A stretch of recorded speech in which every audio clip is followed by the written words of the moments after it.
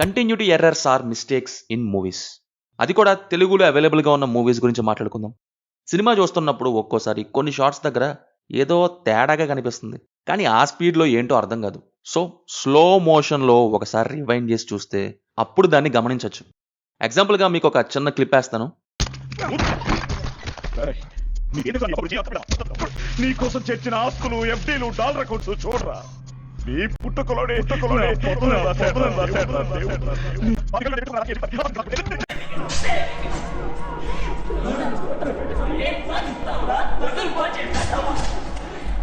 అర్థమైందనుకుంటా.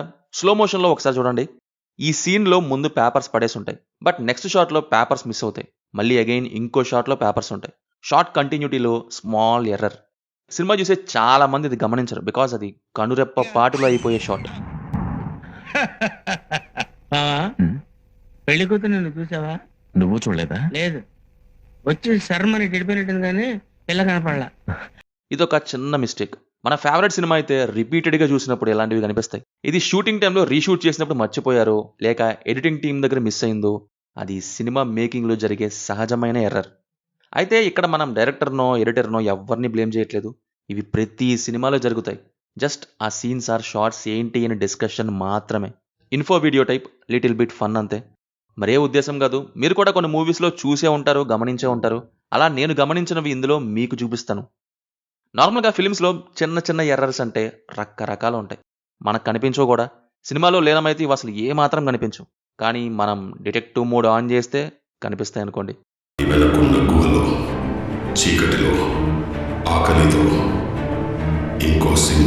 అదే సినిమాలో లీనమవుదామంటే సినిమా తన్ని తరిమేసింది అనుకో.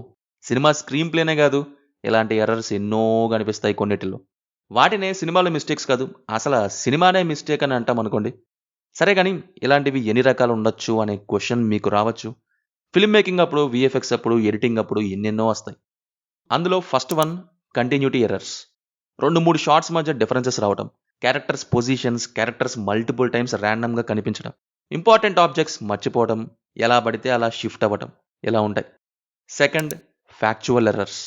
కొన్ని మనకు తెలుసు, లైక్ ఫిజికల్ ఇంపాసిబిలిటీస్, హిస్టరీని రాంగ్గా ప్రొజెక్ట్ చేయటం, జియోగ్రఫికల్ లొకేషన్ని తప్పుగా చూపించడం, ఇలా ఉంటాయి.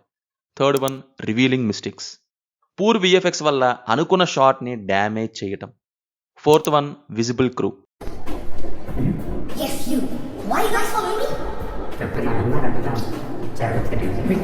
బృందావనంలో ఈ షాట్ అండ్ జులాయి మూవీ సాంగ్లో ఈ షాట్ దగ్గర చూడొచ్చు. ఇంకా ప్లాట్ హోల్స్ అని, క్యారెక్టర్ మిస్టేక్స్ అని, ఆడియో మిస్టేక్స్ అని కొన్ని ఉంటాయి కూడా. అయితే ఇప్పుడు మన టాపిక్ వచ్చేసి continuity, factual and revealing mistakes మాత్రమే. మిగతావన్నీ లైక్ ప్లాట్ హోల్స్ కానీ, క్యారెక్టర్ మిస్టేక్స్ కానీ ఇవన్నీ ఉంటాయి, అవి ఈజీ కనిపించేస్తాయి. అఫ్కోర్స్ వాటి వల్లే సినిమా గల్లంత అయిపోద్ది. బట్ కంటిన్యూటీ ఎర్రర్స్ లాంటివి అయితే మాత్రం కొంచెం బ్యాక్గ్రౌండ్ చూస్తే కానీ కనిపించవు. బిగ్ బడ్జెట్, లో బడ్జెట్ మూవీస్ అని కాదు, రియలిస్టిక్ విఎఫ్ఎక్స్ మూవీస్ అని కాదు, బ్లాక్ బస్టర్, డిజాస్టర్ మూవీస్ అని కాదు, ఇవి కరెక్ట్గా చూస్తే ప్రతి సినిమాలోనూ ఉంటాయి.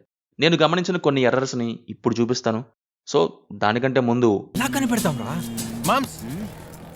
మామ్స్ తను ఇందిరానగర్ లో ఉన్న టెక్కీ పార్క్ లో పనిచేస్తోంది. ఇదే ఎక్కడ పెట్టింది.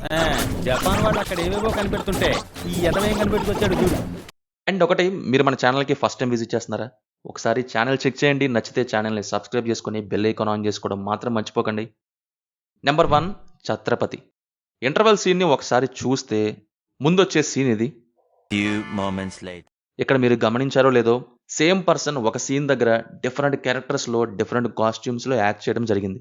భద్రం ఒక అతని దగ్గర నుండి పిల్లోని లాక్కుంటాడు కదా, అతనే స్టంట్ సిల్వా. తర్వాత సత్తి అనే క్యారెక్టర్లో వచ్చే పర్సన్ కూడా ఆయనే. ఛత్రపతి అక్కడికి వచ్చేప్పటికి టైం పట్టింది. సో సత్తి ఫ్రెష్ అయ్యి డ్రెస్ చేంజ్ చేసుకుని వచ్చి ఉంటాడు. ఇదంతా ఎందుకు చూపించడం, ల్యాగ్ అని తీస్తారేమో మరి.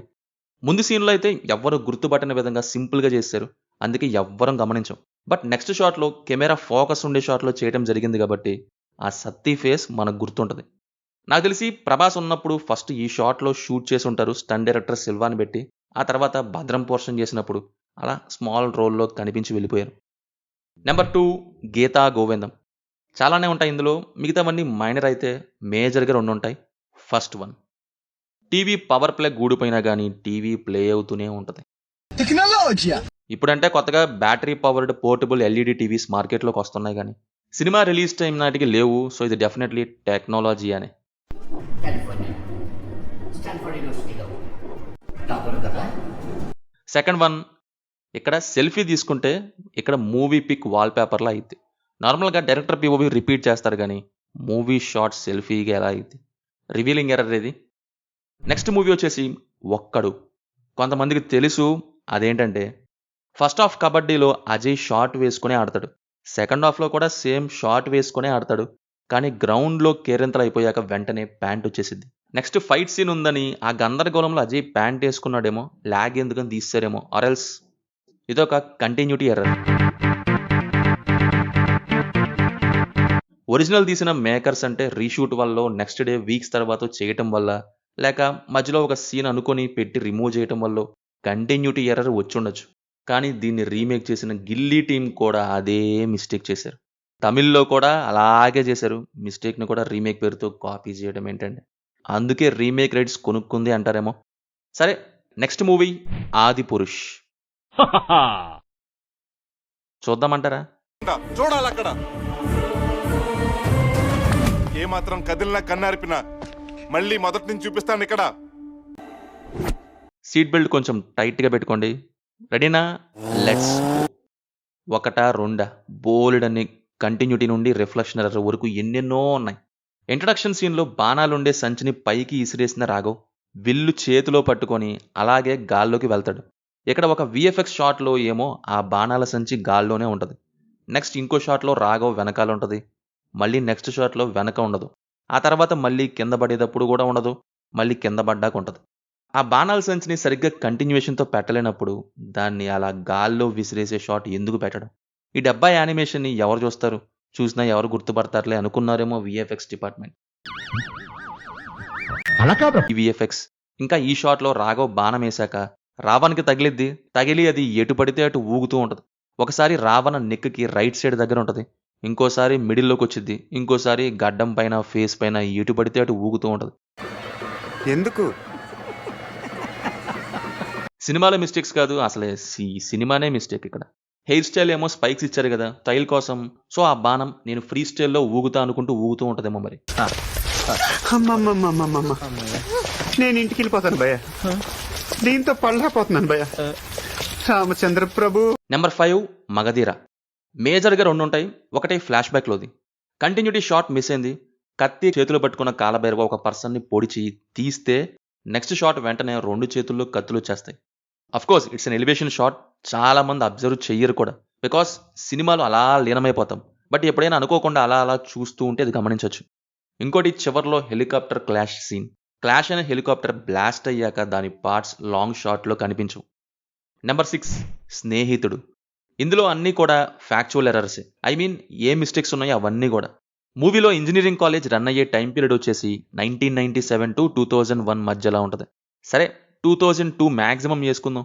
బట్ మూవీలో నోకియా 1100 మొబైల్ని చూపిస్తారు. అది లాంచ్ అయ్యింది 2003లో. ఇంకా యూట్యూబ్లో వీడియో సెర్చ్ చేయడం చూపిస్తారు. బట్ యూట్యూబ్ లాంచ్ అయింది వచ్చేసి 2005లో. ఇంకా స్కూటీ పెప్ట్ వాడతారు, అది వచ్చింది 2003లో. మేజర్ థింగ్స్ అన్నీ కూడా రాంగ్ అని యూజ్ చేశారు, టైం పీరియడ్కి సెట్ అవ్వనివి. కామెడీ డ్రామా అన్నారు, టైం ట్రావెల్ సినిమా అనుకుంటుంది. నెంబర్ 7 ఉయ్యాల జంపాల. హీరో హీరోయిన్ కార్లో వెళ్తుంటే ముందు ఒకటి, ఆ తర్వాత ఇంకోటి, ఆ తర్వాత ఇంకో కార్, మొత్తం 3 కార్లు మారుస్తారు. ఏంటండి పంచర్ అయిందా లేక లాగ్ ఎందుకని షార్ట్ కట్ చేశారు? నెంబర్ 8 స్కంద. నా బాగుందా? దీంట్లో అయితే మహా దారుణం సార్. సీరియల్ టైప్ ఇట్లాగా ఫేస్ రియాక్షన్స్ కోసం జనం లేరని హీరో చేతిలో చచ్చిపోతున్న పోలీస్ క్యారెక్టర్ని గుంపులో పెట్టేశారు.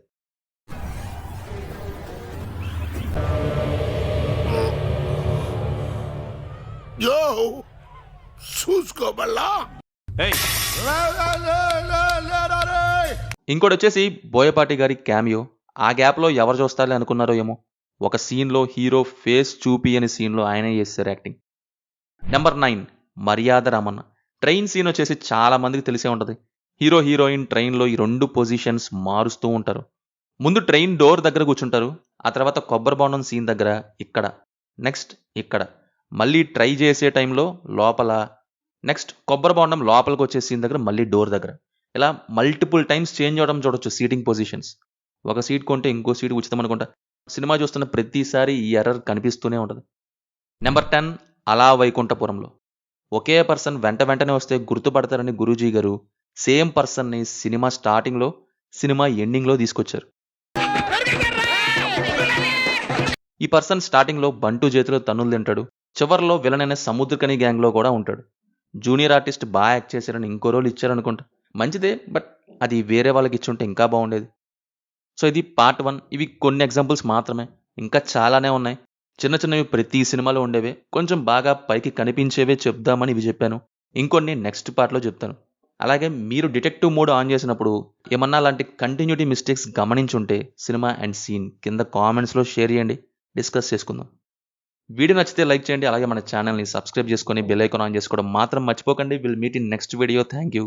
జై హింద్.